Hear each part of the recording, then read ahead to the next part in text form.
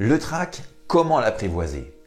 Comment faire en sorte pour que chaque chanteur se retrouve libre dans leur corps, libre dans leurs mots, libre dans leur tête? Eh bien, c'est ce que nous allons parler aujourd'hui et puis nous allons essayer de faire un petit peu la clarté là-dessus. Alors, imagine-toi là que tu vas chanter sur scène dans les quelques minutes à venir. Tu vas faire la première partie de quelqu'un.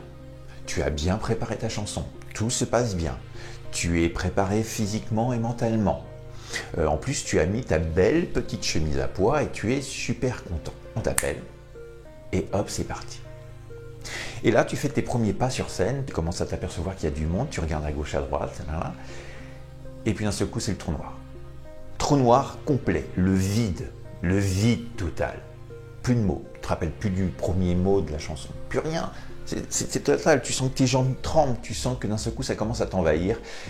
Et puis là pour le coup, tu t'aperçois tout simplement que dans le game, c'est le track qui a gagné.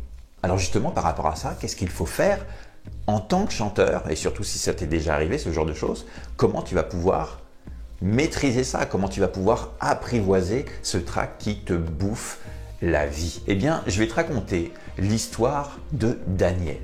Daniel, c'est exactement ce qui s'est passé pour lui.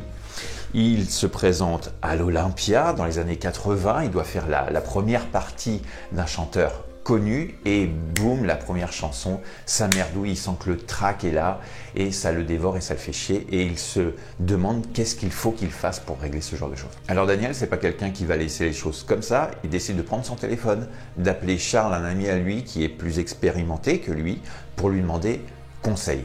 Hop, une date se précise, il fixe un rendez-vous et il décide de manger ensemble.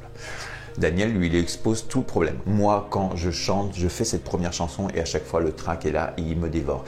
Le problème est récurrent, c'est toujours cette première chanson qui pose problème. Alors, Charles, il le regarde et puis il lui dit tout simplement « Écoute, c'est dommage parce que toi, tu chantes bien, tu as du talent et c'est vraiment dommage de buter là-dessus. Si le problème, c'est la première chanson, moi, ce que je te conseille, c'est de commencer par la deuxième. » Nous ne sommes pas en train de parler d'un point de vue mécanique, comment traiter la chose, mais plutôt un aspect psychologique. Et ça, si vous me connaissez un minimum, moi je suis un fasciné de ça. Comment travailler la psychologie du chanteur? Ça peut complètement changer votre manière de voir les choses.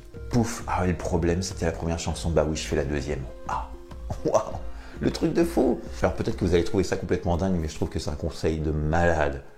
On s'est tellement focusé sur la première chanson, à être sûr que ça va fonctionner, que finalement la deuxième qu'on connaît aussi par cœur, elle nous paraît tellement plus simple que si on fait un switch et boum, on commence par la deuxième et pouf, tout peut aller mieux. Vous comprenez ce que je veux dire par là?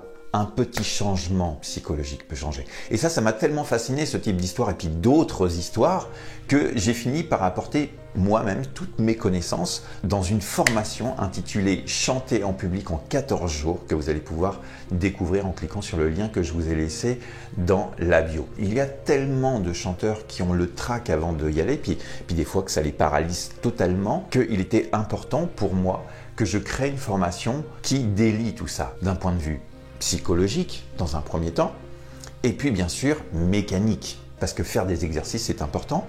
Le tout c'est de savoir lesquels et puis surtout ceux qui vont bien fonctionner pour le chanteur. J'ai rassemblé tout ça dans une formation, tu vas pouvoir en découvrir tout le contenu, tout ce que j'ai prévu pour toi. Par contre, c'est une formation que je viens de lancer avec un prix de lancement, alors dépêche-toi si tu souhaites profiter de cette formation à tout petit prix. Ce qu'il faut que tu arrives à comprendre en tant que chanteur, c'est que dans ce jeu, nous ne sommes pas en train de parler d'un joueur qui joue contre l'autre, mais plutôt un joueur qui va jouer avec l'autre.